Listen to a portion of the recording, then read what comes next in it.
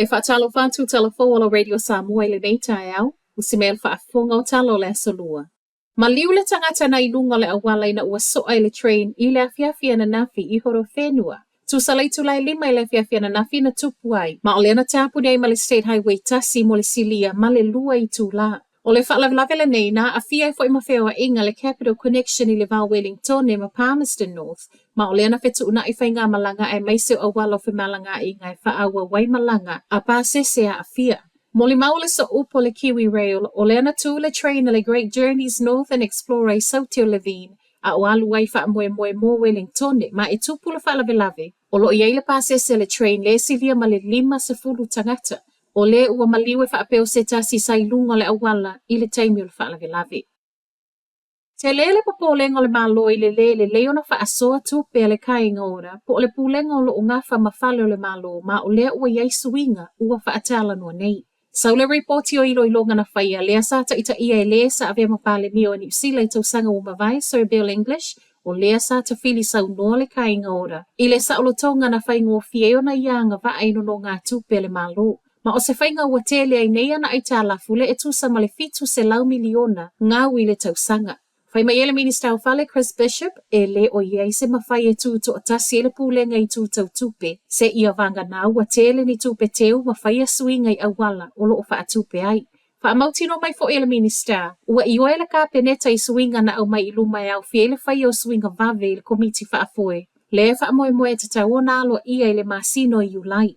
O le Kiwi build for ina whai ele whainga malo wha ato a umatu le wha a whaingo fieo na maua whale moto a inga. O le uwhai mai le malo o le a le to iai. O ai tā lafu ne ele kainga ora uwhai mai le reporti e ono wha atupula ia mai le 5 miliona na iai le tausanga wha le tupe lua I le lua tolu I le silia ma le fitu se lau miliona I le tausanga I lua ono e anga I atu I le lua fitu. O loo whaalea o ngai le beef and lamb New Zealand tala mai Peritania e maua lalo le tūlanga o ano mamoe mai New Zealand. O tala nei wangi e reporti mai Peritania a o anga I ei supermarketi le Morrisons e whaatau mamoe mai New Zealand ma ua whaia leo no le mana na o tangata whaatau o loo whaatalo sangaina. O na e tau ngō fiatu le mamoe a batu I New Zealand na I lo le mamoe o loo sapalai e le o whailafu manu a Peritania. O le tolu sa fulu supermarketi le Morrisons o lea sa na o mamoe mai whailafu manu I to tonu lava o Peritania sa ia whaatawina ma o lona whaatawina I o mamoe mai New Zealand. Ua le fia le National Farmers Union a Peritania mawhai mai e maua lalo le tūlanga o ano mamoe mai New Zealand. O ni manatu e leo awa ele whaatono le beef and lamb New Zealand mawhai mai o whaatusa tusanga nei o lo sang mai Peritania. O loo whaasino I le reporti na whaia lava I Peritania ma e le ai fo I se feso o tainga o le tau ngō fio le mamoe mai New Zealand ma lona tūlanga.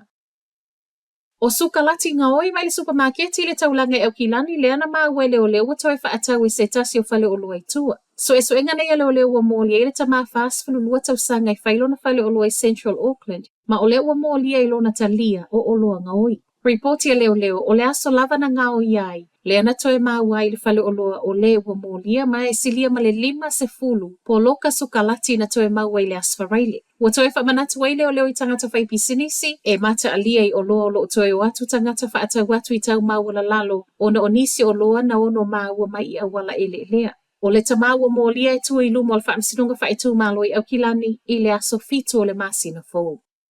Matala muli a o feso o ta ipea le malo New Zealand wha apea New Caledonia le mawhai e ave e sea mai I tanta kiwi o loo I New Caledonia. O lea fo I wafai mai le e New Zealand wafa alea o ngā ina na whai ngā malanga se ia o atu I le aso tō nai.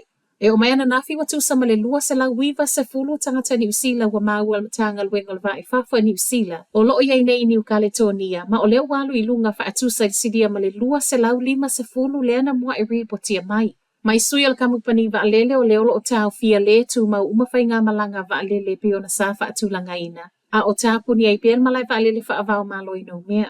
O le mafu anga leo lo ilo ai pēr ma wha atalitali ma e wha ato ato e a mata whai ngā malanga. Ale e ni usila I le vao ni usila ma no mea pe a mauti noa wa saunga le muele ngata I tangata whewa ai a o lana au whai ngā luenga. O le aso to ona I lea o tu atu ia I le taimi nei pe tai e ono suia. Inisi o tau mawhaingal matangal wengol va I fafua New Zealand. O lea fo iwa ngā lulue ma Ausitalia fa apea nisi o pā anga I fesoa soani le ave e sea mai o tata New Zealand. O loo iei nei New Caledonia.